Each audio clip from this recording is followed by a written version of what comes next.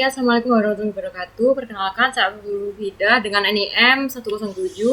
Di sini saya akan menjelaskan tentang analisis fungsi produksi, progress, dan frontier pada produksi jagung di wilayah Madura.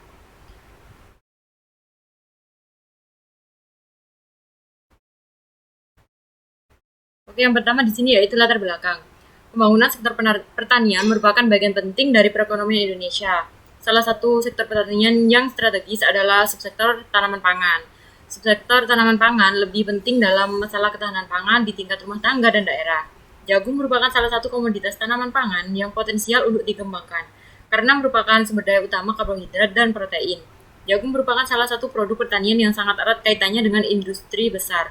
Adapun faktor dalam kegiatan pertanian yaitu penggunaan input, benih, tenaga kerja, pupuk, dan lain-lain. Yang digunakan oleh petani dalam meningkatkan produktivitas jagung, perlu dilakukan analisis faktor-faktor yang mempengaruhinya melalui analisis produksi, progress, dan analisis frontier. Tujuan dari video pada kali ini yaitu untuk mengetahui variabel yang berpengaruh secara signifikan dan elastisitasnya. Yang kedua yaitu untuk mengetahui nilai produk maksimum, NPM atau VPM, dan elastisitas. Yang ketiga itu untuk mengetahui tingkat efisiensi teknis pada fungsi produksi dari Progress. Di sini sudah ada 120 data dari petani atau responden. Ini merupakan data mentahnya. Sedangkan ini merupakan data yang sudah dikalikan dengan 7, yaitu sesuai dengan 2 angka pada belakang NIM. Lalu untuk ini sudah dilenkan juga.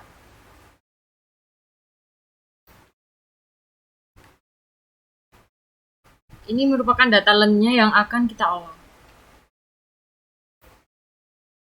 Kita langsung ke data, kemudian ke data analisis.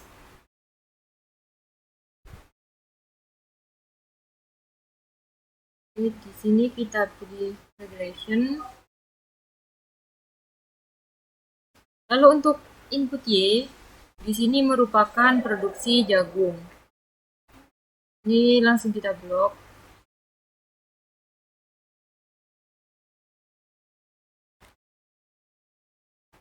Kemudian untuk X-nya, yaitu benih dan tenaga kerja.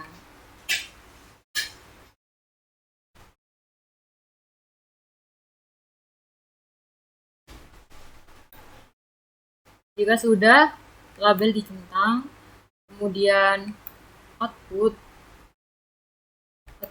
nanti kita taruh di bawah, kemudian bisa kita oke.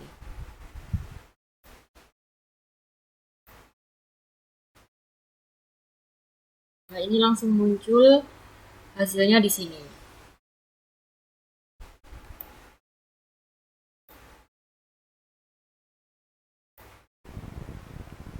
Oke, selanjutnya yaitu output dari regresi linear. Berdasarkan hasil output semari diketahui nilai R² sebesar 0,1575. Maka nilai variabel produksi jagung mampu dijelaskan oleh variabel benih dan tenaga kerja sebesar 15,75%.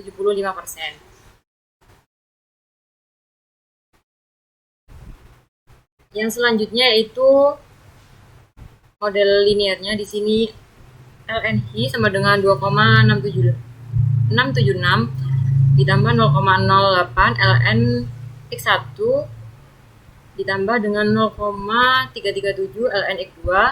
Kemudian ini model progressnya.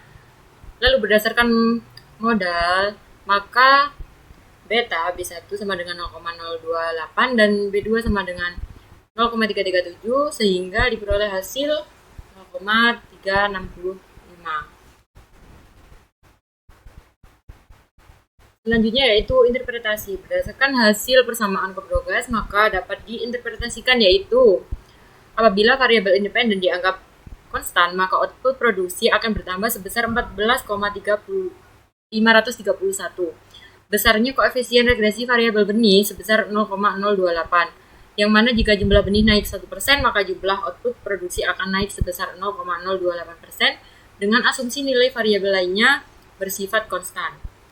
Besarnya koefisien regresi variabel tenaga sebesar 0,337, yang mana jika jumlah tenaga kerja naik 1%, maka output produksi akan naik sebesar 0,337% dengan asumsi nilai variabel lainnya bersifat konstan.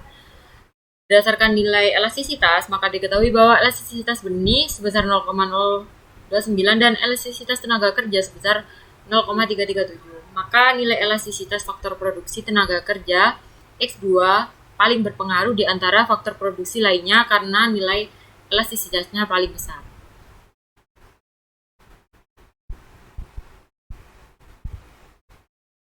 Selanjutnya yaitu nilai produksi maksimum.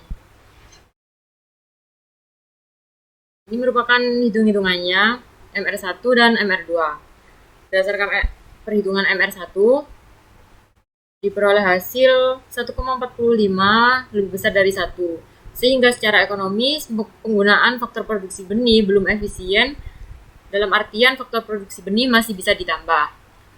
Untuk MR2, dengan hasil 0,08 lebih kecil dari 1, sehingga secara ekonomis, penggunaan faktor produksi tenaga kerja belum efisien, dalam artian faktor produksi tenaga kerja masih bisa dikurangi. Untuk selanjutnya itu ada analisis dari, sekarang kita masuk pada analisis frontier nilai LR test. Berdasarkan data yang sudah kita analisis, diperoleh nilai LR test di sini yaitu 6,938. H0 di sini tidak ada kasus inefisiensi, H1 yaitu ada kasus inefisiensi. Berdasarkan hasil pengolahan data, dihasilkan nilai LR sebesar 6,938 yang lebih besar dari 5,138, yaitu nilai kode PAM, sehingga menolak H0, artinya tidak ada kasus inefisiensi. Selanjutnya di sini yaitu ada nilai dari gamma. Berdasarkan hasil output menunjukkan bahwa nilai T hitung gamma yaitu sebesar 15,375 yang lebih besar dari T tabel 1,98, yang artinya bahwa 0,904% error term disebabkan oleh inefisiensi teknis, sedangkan sisanya 99,096% disebabkan oleh resiko. Selanjutnya itu ada pengaruh variabel terhadap output. Berdasarkan beta 1 atau X1, nilai T hitung minus 0,804 yang lebih kecil dari T tabel 1,98, artinya variabel benih tidak berpengaruh signifikan terhadap produksi. Yang kedua atau beta 2 dengan X2, nilai T hitung yaitu 2,763 yang lebih besar dari T tabel yaitu 1,98, artinya variabel tenaga kerja berpengaruh signifikan terhadap produksi. Apabila X2 dinaikkan sebesar 1%, maka produksi akan meningkat sebesar 0,246%. Sedangkan pada B3 atau S3, nilai T hitung sebesar 0,253 yang lebih kecil dari T tabel yaitu 1,98 dengan alfanya yaitu 0,05, artinya variabel pupuk kandang tidak berpengaruh signifikan terhadap produksi. Selanjutnya itu pada beta 4 atau S4, nilai T hitung sebesar 3,882 lebih besar dari T tabel 1,98 dengan nilai alfa yaitu 0,05, artinya variabel pupuk berpengaruh signifikan terhadap produksi. Apabila S4 dinaikkan sebesar 1%, maka produksi akan meningkat sebesar 0,453,7%.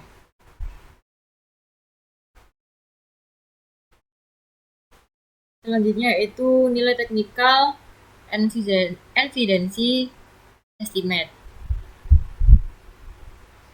Di sini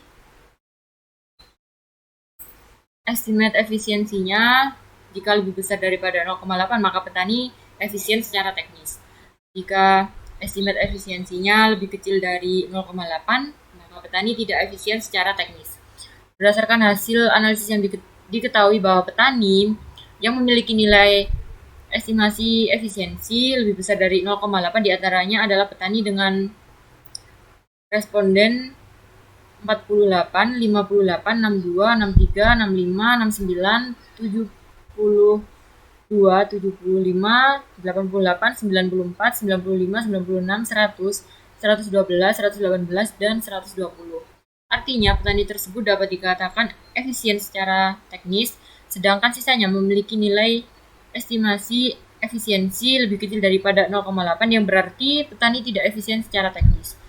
Berdasarkan nilai min efisiensi sebesar 0,633 yang lebih kecil dari 0,8 yang berarti bahwa rata-rata petani tidak efisien secara teknis.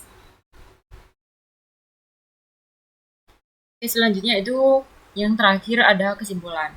Berdasarkan hasil analisis faktor produksi biogas dapat diketahui bahwa secara simultan variabel benih dan tenaga kerja berpengaruh secara signifikan terhadap produksi jagung. Sedangkan secara parsial, variabel tenaga kerja saja yang berpengaruh signifikan terhadap produksi jagung berdasarkan hasil persamaan fungsi produksi biogas diperoleh hasil elastisitas produksi sebesar 0,365 yang lebih kecil daripada 1. Berdasarkan perhitungan NPM dan VPM dapat diketahui bahwa input benih dan tenaga kerja masih belum maksimum profit. Berdasarkan hasil analisis fungsi produksi frontier dapat diketahui bahwa variabel tenaga kerja pupuk berpengaruh secara signifikan terhadap produksi jagung. Kemudian hasil min efisiensi sebesar 0,633 yang lebih kecil dari 0,8 yang berarti bahwa rata-rata petani jagung di Madura tidak efisien secara teknis.